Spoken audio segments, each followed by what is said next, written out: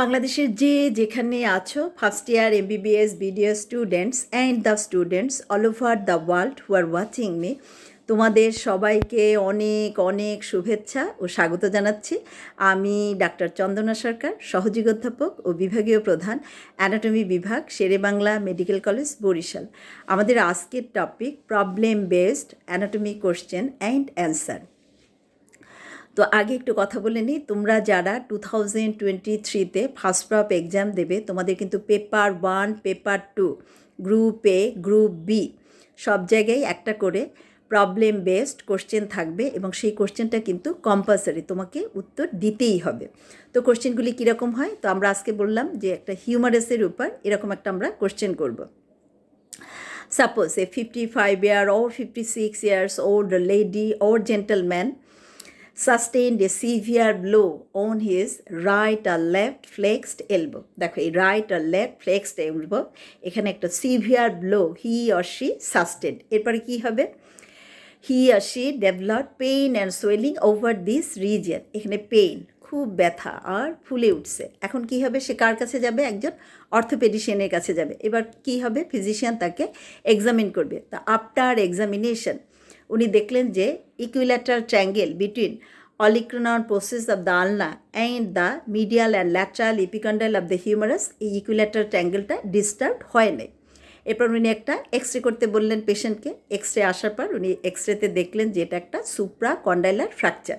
তাহলে এই হলো প্রবলেমটা। নাও কোশ্চেনগুলি কীরকম হয় দেখো। Number 1, what are the common sites of fracture of humerus and which nerves are related with this sites?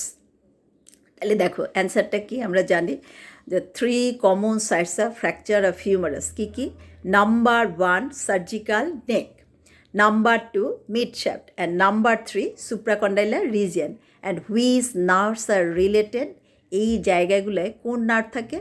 Surgical নেকে আমরা জানি অ্যাক্সিলারি নার্ভ, এরপর mid shaft radial nerve, and supracondylar রিজিয়নে মিডিয়ান নার্ভ। দেখো এইখানে কিন্তু তোমাদের একটু কন্ট্রোভার্সি অ্যারাইজ করতে পারে, কারণ আমরা একটা কোশ্চেন করি কিন্তু যে what are the nerves directly related with humerus, সেখানেও কিন্তু আমরা 3টা নার্ভ বলি, যে সার্জিক্যাল নেকে এক্সিলারি নার্ভ, রেডিয়াল গ্রুপে রেডিয়াল নার্ভ, অ্যান্ড মিডিয়াল ইপিকন্ডাইলের পিছনে আলনার পার্ট, এখানে আমরা কি বলছি?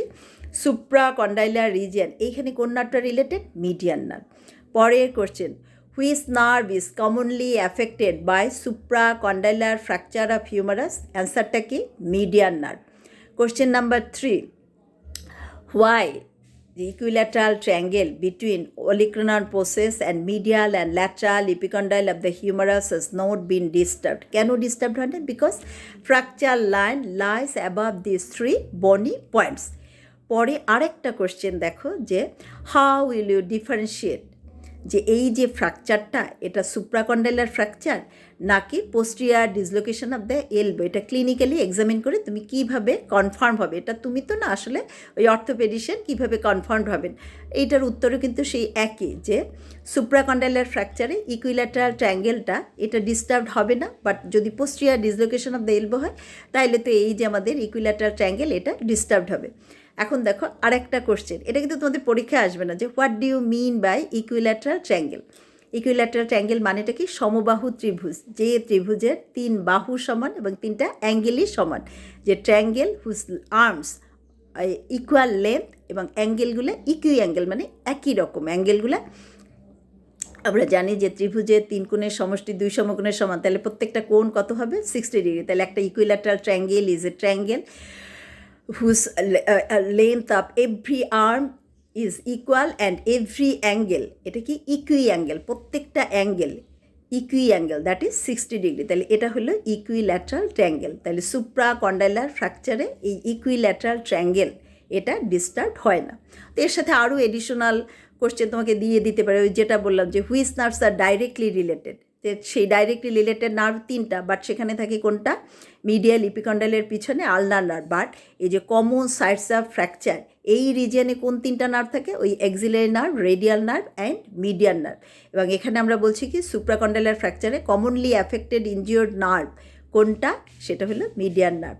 So this is all about problem based question on humerus. তোমাদের যদি ভালো লেগে থাকে তোমরা লাইক, শেয়ার, কমেন্ট করো, আমার চ্যানেলটা সাবস্ক্রাইব করো। তোমাদের সাথে আবারও কথা হবে অন্য কোনো problem based question and answer নিয়ে। সে পর্যন্ত তোমরা সবাই ভালো থাকো, সুস্থ থাকো। তোমাদের সবাইকে অনেক অনেক ধন্যবাদ।